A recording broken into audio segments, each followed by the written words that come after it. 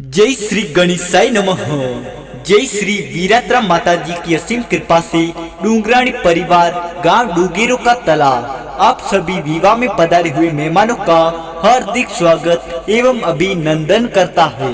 शुभ विवाह जोगाराम संघ खुशी चौधरी और सताराम संघ मीनाक्षी बनी। प्रेजेंटिंग बाय पक्कू मंडल स्टूडियो भारी खाल, डायरेक्टर प्रकाश मंडल।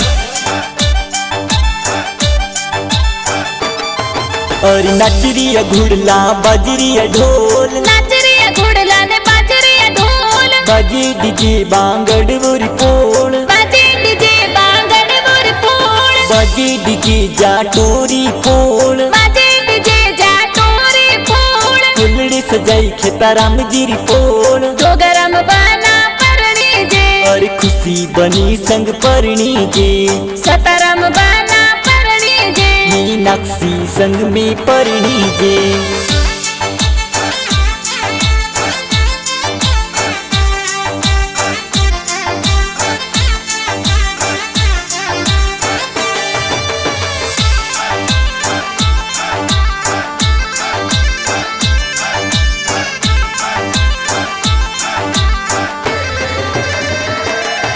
और जोगराम सताराम ब्याव मंडियो दुगिरो कतला माही जी, हृदय से धीरा देव विनायक सूंड सुंडारा मोजी, और खेताराम जी पापा जी तो घना घना कोट करावे जी, राजो देवी माता जी तो फुलिया जोर भरावे जी, फुलिया जोर भरावे जी। हीरा लाल बंगड़ी हीरा लाल सुजड़ी, हीरा लाल बांगड़ी हीरा लाल सुजड़ी, कुमारी बाबू सा घड़ाइयो हीरा लाल बंगड़ी।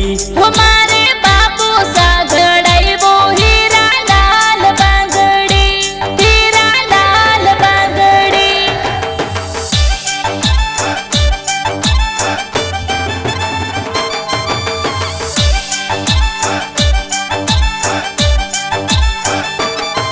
और रामू चौधरी मोहन लाल भाई सा जोर नाचे जी, किसना राम पंचार तो भाई डीजे पे नाचे जी, और अणसी परमेश्वरी धापू बहना नजर जोर उतारे जी, देव बहना अनीता बहना मेहंदी जोर लगावे जी, मेहंदी जोर लगावे जी। अरे पहले फेरे से रवि और जाम जो बना सा, और पेले फेरे सिर वीर जाव जो बना सा।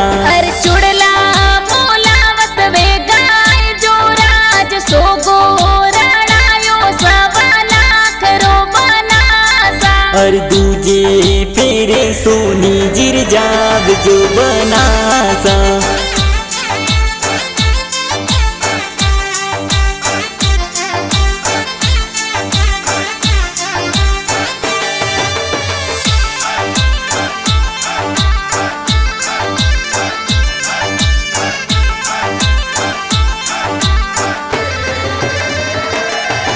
अरे बरसो मार गुदला बादल बरसो सवाया, बरसो मर गुदला बादल बरसो सवाया, अरे खोलो तिजोरी और ताला राड़ो रुपैया, अरे खोलो तिजोर तारा राणो रुपैया, और टिकमा राम जी मामो साथी बरसो सवाया, अरे टिकमा राम जी मामो साथे बरसो सवाया, और परने लाडकिया भाड़ू भरो मायरियो, मीनाक्षी देवी मामी साथे गावो जी मंगला, और गावो गीतड़ला मामी सा गावो जी मंगला।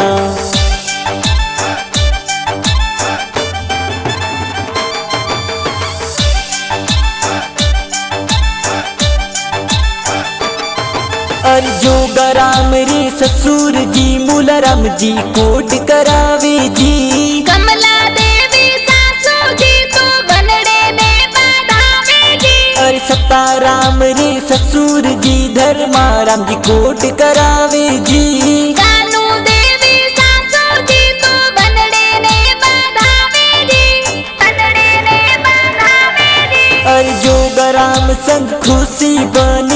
लाडे कोडे परणे जी। सताराम संग मीनाक्षी बाने लाडे कोडे परणे जी। और जोशी जी तो वेद पढ़ंता फेरा चार खिला